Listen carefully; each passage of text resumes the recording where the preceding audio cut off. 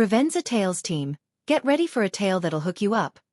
Hit subscribe and give that like button a smash. Leave your own drama in the comments and share this story to ignite some justice. She believed her family's gift was a blessing for her baby. But a bizarre clue made her suspect everything. Will she find out the truth before it's too late? Ellie Clayton lingered in the window of her comfortable suburban New York house, observing her 8-month-old daughter, Emma, sleep in the shade of a Japanese maple. A gentle May breeze rocked the bassinet, and Ellie felt peaceful happiness. A former buyer for an upscale New York department store, she now devoted herself to raising Emma. Leaving her job was difficult, but the sight of Emma's little smile made it worthwhile. Her cozy little house, its walls painted warm beige, was cluttered with soft blankets and framed photographs. Ellie took a sip of coffee, enjoying the peaceful morning, sure she'd made the best decision. Her husband, Michael, emerged from his home office, rubbing his sleepy eyes. His engineering position at an IT firm had him on long video calls, even working from home. Even so, his kind brown eyes sparkled when he spotted Ellie and Emma. "Is Emma still asleep?" he asked, his tone gentle with affection. Ellie nodded, smiling. "She was cranky the whole night, but she's down now. I hope she sleeps." Michael put a shoulder around her, holding her close. "You're a wonderful mom, Ellie." "Emma's so blessed," he said warmly. Their serene moment was shattered by Ellie's phone ringing in the living room. The screen flashed Vanessa, her older sister, and Ellie's smile evaporated. "Here's Vanessa again," she groaned, answering. "In all likelihood about that crib." Vanessa, a store manager at a hip downtown shop, was a status and brand fanatic. "Ellie, are you employing the elite sleeper yet?" The tone of Vanessa's voice was high-strung, aggressive. "I need pictures for Instagram. It's just fabulous for Emma." Ellie clutched the phone, refraining from raising her voice. "Not yet, Vanessa. Emma prefers the bassinet." Vanessa snorted. "She's 8 months. That crib's high-end, used by celebrity mothers." Ellie glanced out at Emma, sleeping peacefully. "We're taking our time, okay?" "Mom's upset too," Vanessa added. "She says it's rude to ignore such an expensive gift." Ellie's jaw tightened. Her family always cared too much about appearances. Her mother, Carol, a retired teacher, thrived in local social circles, always judging choices. Her father, Thomas, was kind but followed Carol's lead, rarely challenging Vanessa. Ellie, the practical one, often clashed with their need for flashiness. Following the hang-up, Ellie collapsed onto the couch, tired. Michael sat down next to her. "Same old crib soap opera?" he teased. Ellie nodded. "Vanessa and Mom behave like we're offending them if we don't use it." Michael scowled. "I received an email from Carol. They're coming this weekend, Thomas too." Ellie's eyes grew wide. "She didn't mention anything. Are they checking up on that crib?" Michael laughed, but his expression revealed concern. "Perhaps. You know how they are." Ellie's family loved her, but their pressure to look perfect felt suffocating. The phone rang again, this time, Rachel, Ellie's best friend from her department store days. "Rachel, perfect timing," Ellie said, her voice lighter. "I need to vent." "Family trouble again?"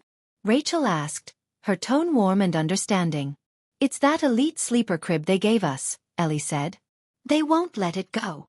Rachel paused. "You're still not using it? What's the hold-up?" Ellie stood there, looking at Michael. "Can we talk face-to-face?" "Lunch tomorrow at the cafe?" "Deal," Rachel said. "I'll bring coffee. You bring the tale." Ellie hung up and turned to Michael, her expression serious. "There's something about that crib I haven't mentioned yet," she said quietly. Before she could continue, Emma's wails came from outside in the garden. Michael squeezed Ellie's hand. "We'll talk later. I'll get her." Ellie stood there and watched him leave, her mind spinning with worry. 3 months earlier, during her baby shower at her parents' large suburban home, everything was perfect. Pink and blue balloons drifted around the garden, with elaborate snacks on lace-finished tables. Ellie, pregnant and radiant, smiled at guests, her hand on her belly. Then Carol made a special gift announcement from her, Thomas, and Vanessa. They rolled in a gigantic box, covered with gold paper, beaming with pride. Ellie opened it to reveal the elite sleeper crib, glossy white with gold trim. It looked fantastic, magazine perfect, but Ellie couldn't shake a moment of self-doubt. It's perfect, sis. Vanessa beamed. Similar to your taste, isn't it? Carol nodded. Celebrity moms adore it. It's a luxury item, so be thankful. Ellie smiled awkwardly, seeing the price tag had been removed, but she knew it was worth thousands. Thank you, it's gorgeous, she said, trying to hold back. She was secretly annoyed. Theirs hadn't asked them about the plain crib she and Michael had chosen. Later, after the party, Vanessa cornered her. I noticed your expression. You didn't adore it at first, did you? Ellie shrugged. It was a surprise. We already had a crib settled on.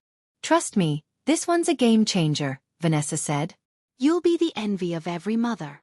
At home, Ellie read the crib's guide, full of buzzwords such as elite design and celebrity choice.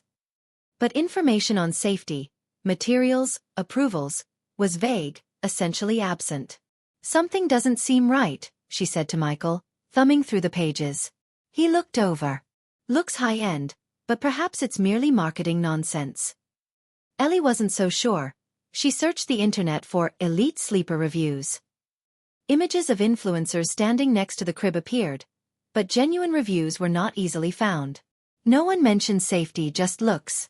Her gut twisted. This wasn't right. The next day, at the cafe, Rachel studied the crib photo on Ellie's phone. It's gorgeous, Rachel said, then frowned. But it's all flash, no substance. Ellie nodded. Relieved. Exactly. There's no safety info. I'm worried. You're a mom now, Rachel said. Trust your instincts. Dig deeper. That weekend, Ellie and Michael assembled the crib, following clear instructions. The wood shone, but an acrid chemical scent assaulted them, paint or glue.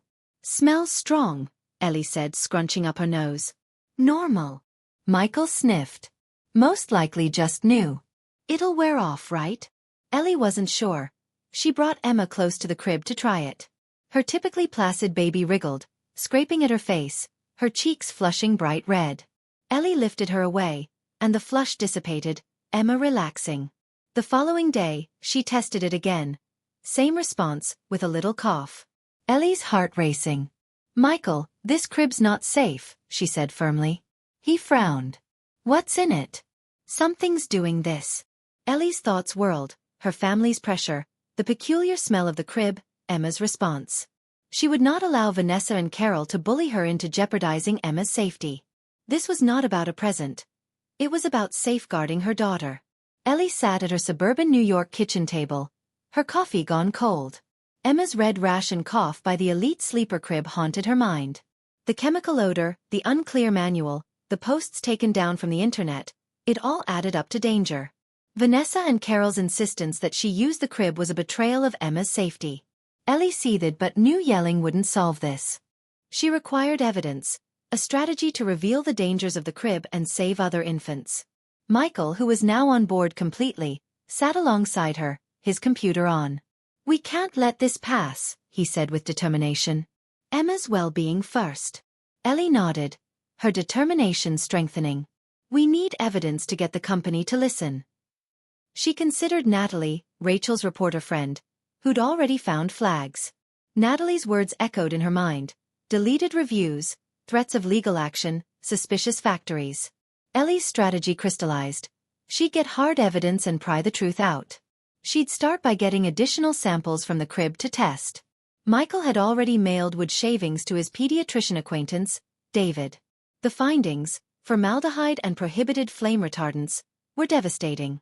But they needed more, a complete report, perhaps even a lab test. Ellie phoned Natalie, speaking softly as Emma slept. Natalie, can you research deeper into elite sleepers' policies? She asked. Natalie hesitated, then leaned in and whispered, I'm already on it. This reeks of a cover-up.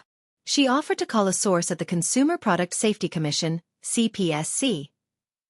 Ellie's next move was to record Emma's responses, something irrefutable. She angled her phone so that it would video a test, without startling Emma. Michael, let's try one more time, she said, her gut knotting. Michael hesitated. You sure? I don't like seeing her hurt. We need proof, Ellie replied. For Emma and other children. They took Emma close to the crib, filming as her face turned red and she coughed. Michael rushed her away, calming her as the rash dissipated. The video was unmistakable. Emma was fine until she got close to the crib. Ellie saved it on a secure drive, recognizing it might prove instrumental in a courtroom battle. She also intended to look up internet communities for other mothers' tales. If Elite Sleeper was covering up grievances, someone would have seen it. In a private browser, she joined mom communities, signing as Concerned NY Mom. "Does anyone have problems with Elite Sleeper cribs?" she asked, playing it cool. 2 moms contacted her in private messages within hours, relating similar experiences. "My son developed rashes too," one typed. "My thread got removed after I complained." Ellie's heart pounded. This was a pattern, not mere fantasy. She took a screenshot of the messages, conserving them as proof. But showing up on the company's doorstep wasn't safe. She'd already received a threat of legal action. Ellie needed a method to reveal them that wouldn't silence her. She recalled Vanessa's work at the higher-end store retailing Elite Sleeper products. If Vanessa was marketing a harmful brand, she may have something to hide. Ellie intended to speak with her during the visit, but not openly. She'd pose subtle questions, perhaps catch Vanessa off guard. "Michael, we're going to have a backup in case they don't listen," Ellie said, pacing around the room. Michael nodded. "I'll phone David again. He can arrange for us to be connected to a lab for further tests." Ellie also intended to report the CPSC herself, based on Natalie's findings. She'd write a formal complaint, including David's report and her video. But she had to be careful. Elite Sleeper's legal team was aggressive. She'd use a burner email, avoiding her real name, to stay safe. Ellie also thought of her parents. Carol's obsession with appearances could be a hurdle. She'd need Thomas's support. His quiet fairness might sway Carol. To prepare, Ellie wrote a script for the family meeting, practicing her words. "I'll show them Emma's reaction," she told Michael. "They can't ignore that." Michael concurred but cautioned. Vanessa could double down. She's invested in the brand. Ellie's head reeled with threats. What if Carol joined forces with Vanessa? What if the corporation sued them, turning the narrative around? She shook off the fear, thinking about Emma, sleeping soundly in her new crib. That crib, plain and secure, was the opposite of the Elite Sleeper. Ellie's strategy wasn't only about Emma, it was about halting a hazardous product. She sent Natalie another text, requesting any contacts with lawyers who might assist. Natalie responded quickly. "Got a lawyer friend, Sarah, who specializes in consumer cases." Ellie's hope flickered to life. Sarah would walk them through the CPSC procedure. She also intended to tape the family meeting, just in case. If Vanessa or Carol complained, she'd have their words recorded. Ellie reviewed her documentation. The video, screenshots, David's report, Natalie's notes. Every piece was a step toward justice, but one wrong move could unravel it. She thought of Vanessa's Instagram, full of Elite Sleeper posts, praising its luxury. If Vanessa was complicit, Ellie would find out, even if it meant a fight. That night, she tucked Emma into her safe crib, kissing her forehead. "We're going to fix this, baby," she whispered, her voice steady. The visit to the family was in 2 days. Her time to face the truth. Ellie's hands trembled as she drafted her CPSC complaint, listing every defect. She wasn't only fighting for Emma. She was fighting for all babies at risk. If Elite Sleeper believed they could intimidate her into silence, they were mistaken. Ellie awoke to her phone ringing in her suburban New York house. Her heart weighed down. Vanessa's Instagram post hurt, suggesting Ellie's misunderstanding of family values. Carol and Vanessa had stormed out after yesterday's rowdy family visit, both upset. Only her father Thomas had stayed behind, saying softly, "I'll investigate," with a soothing pat. Ellie held up the post to Michael, her hands trembling. "She's cyberbullying me." Michael scrolled, his face clenched. "See, your friends are standing behind you." Rachel and others' comments encouraged safety instead of luxury, which lit up Ellie with hope. She kissed Emma's forehead, sleeping quietly in her secure crib. "I won't keep quiet." Ellie's scheme was in progress. Evidence gathered, Natalie investigating, a CPSC complaint submitted. But she had to move quickly. Vanessa's store was continuing to sell elite sleeper cribs. She filled a cup with coffee, her thoughts whirling. If we don't fight, other babies will get injured. Michael nodded. Let's make this public, but smart. We've got the proof.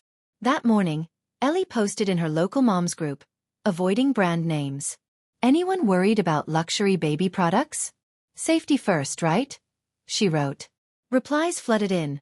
Moms shared stories of rashes, deleted posts, and vague manuals. One mom messaged privately, "My daughter coughed near a fancy crib. I'm scared." Ellie's pulse quickened. This wasn't just Emma. It was a pattern. She saved every message, building a case no one could ignore. Her phone pinged. An email from Elite Sleeper's legal team. Spreading false claims is defamation. Contact us immediately. It read. Ellie's stomach dropped, but Michael squeezed her hand. They're scared. Keep going. She called Natalie, who'd found more, a whistleblower from an elite sleeper factory. They cut corners, use cheap chemicals, Natalie said. I'm meeting my CPSC contact. Ellie and Michael completed their CPSC complaint, including David's test results. Formaldehyde, prohibited flame retardants, the crib was a health risk. They added Emma's video, her rash and cough as plain as day. The CPSC officer, Ms. Torres, was stern. This is urgent, but it'll take time. Ellie felt the time was ticking. Vanessa's visit was coming, and she'd fight hard. Rachel called with an idea. Let's have a mom's group workshop tomorrow. Natalie can talk. Ellie stalled, the lawyer email still in her memory. I'm scared. They're monitoring me. That's why we do it, Rachel prompted. You're not alone. Moms will listen. Ellie nodded, determination solidifying. Okay, let's put this on the table for all the kids. The workshop was scheduled at the community center, a tiny room with folding chairs. Moms filled it in, some with infants, all eager to learn about product safety. Natalie stood confidently, explaining safety standards and shady company tactics. Ellie took a deep breath and shared her story, keeping it general. My baby got sick from a luxury crib, she said. We can't trust price tags. The room nodded, moms whispering, sharing their own doubts. Then the door swung open. Vanessa stormed in, her face red with anger. Ellie, you're embarrassing our family, she snapped, her voice echoing. The room went silent, all eyes on Ellie, who stood tall. Vanessa, this isn't about you. It's about keeping babies safe, she said calmly. Vanessa scoffed. You're paranoid. Thousands use that crib with no issues. Ellie looked at Michael, who nodded, holding Emma gently. Let's show them, Ellie said, her voice steady but firm. Michael brought out a piece of the elite sleeper's wood, stored in a sealed bag. He pulled it close to Emma, and in seconds, red blotches erupted on her cheeks. She hacked, writhing, and the moms gasped, some covering their mouths. Ellie yanked Emma away, calming her as the rash dissipated. This isn't normal. Vanessa stood, eyes fixed, paralyzed between shock and denial. Are you selling cribs that harm babies? Ellie demanded, voice soft but biting. Natalie stepped into the center of the room, laptop open. I have proof, factory reports, deleted reviews. She revealed to the crowd emails from Elite Sleeper threatening to keep bloggers silent. A woman in the rear stood up. My son also had a rash. I thought it was me. Another piped up, I heard a rumor of a recall on the internet, but it was gone. The room was full of outrage, moms clamoring for answers. Vanessa stuttered, I didn't know, her voice little, her confidence crumbling. Ellie felt a twinge of sympathy but remained attentive. We have to put an end to this, for all children. A local television reporter, alerted by a mom, was present, videotaping discreetly. The following morning, a brief piece aired, with Ellie's story. Area mom alerts nation to dangerous baby products, the anchor intoned. Ellie's phone rang with texts, moms thanking her, expressing their own concerns. 3 days later, the CPSC issued an investigation into Elite Sleeper. A week later, the company released a voluntary recall for quality inspections. Ellie sat on her porch, tired but triumphant, Emma laughing in her lap. Carol showed up unexpectedly, face gentler than normal. Can we speak? Ellie nodded, preparing for another argument, but Carol sat, head down. "I was mistaken, Elizabeth," she said. "I pushed you into using that crib. I apologize." Ellie's throat constricted. "You didn't understand, Mom. But Emma's safety first." Carol nodded, tears falling. "You're a better mom than I was sometimes." They hugged, a small step towards healing the family rift. That evening, Michael enfolded Ellie. "You did it. You saved kids." Ellie gazed at Emma, sleeping in her safe crib, her face serene. 6 months later, Ellie gave a garden brunch, the table aglow with food. Emma, now a toddler, waddled under morning glories, laughing freely. Ellie stood, glass in hand. "We're expecting our second baby," she announced. Carol cheered, hugging her tightly, while Thomas smiled, misty-eyed. Vanessa, quieter now, showed her phone. "I'm only promoting safe products now." Her Instagram had shifted to #ChildSafety, a change sparked by Ellie's fight. Elite Sleeper recalled all cribs, quietly admitting production issues. The industry took note, tightening safety checks, thanks to Ellie's push. Then Thomas took Ellie aside. "You were courageous. I should have stood behind you earlier." Ellie hugged his arm. "It's all right, Dad. We're figuring this out together." Rachel and Natalie came over, their safety campaign now assisting mothers across the country. "You made a difference, Ellie," Rachel embraced her. "You're a hero." As dusk arrived, Ellie and Michael rocked on their porch swing, Emma sleeping inside. "It was difficult, standing up to family," Ellie said. "But I'd do it over again for her." Michael kissed her forehead. "You're the strongest mom I know." Under the moonlight, Ellie stroked her stomach, holding her new baby's future. Emma slept peacefully in her secure crib, a second one waiting nearby. Ellie's battle wasn't for Emma alone. It was for all children in danger. She'd listened to her instincts, braved the storm, and emerged victorious. Moral: love from a mother involves standing for what is right, even if it's difficult, to defend what is most important. Revenza Tales team, in case Ellie's battle made you angry, hit like and share this post to give the truth some wings. Subscribe and leave your own stories in the comments. Let's continue shedding light on justice.